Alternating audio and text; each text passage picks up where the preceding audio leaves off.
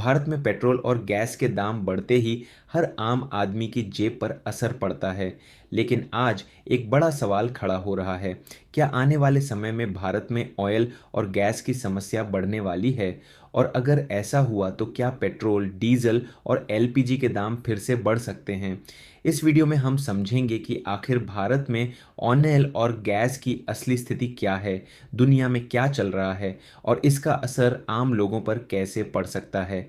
सबसे पहले समझते हैं कि भारत की सबसे बड़ी कमजोरी क्या है। भारत दुनिया की सबसे तेजी से बढ़ती अर्थव्यवस्थाओं में से एक है, लेकिन एक समस्या है एनर्जी डिपेंडेंसी।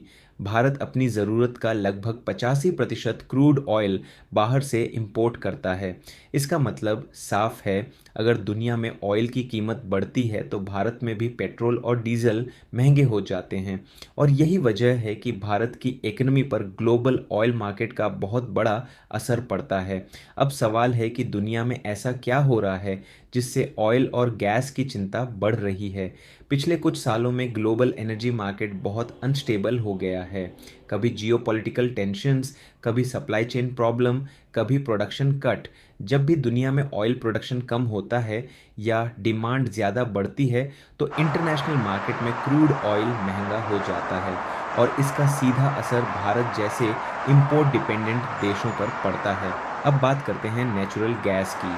भारत में सिर्फ पेट्रोल डीजल ही नहीं, बल्कि सीएनजी और एलपीजी की डिमांड भी तेज़ी से बढ़ रही है। आज लाखों गाड़ियां सीएनजी पर चल रही हैं, घरों में एलपीजी गैस इस्तेमाल हो रही है, लेकिन नेचुरल गैस की सप्लाई उतनी तेज़ी से नहीं बढ़ रही। अगर डिमांड ज़्यादा और सप्लाई कम होगी तो कीमतें बढ़ना लगभग तय है। अब एक और बड़ी समस्या समझिए, भारत की एनर्जी डिमांड हर साल तेज़ी से बढ़ रही है।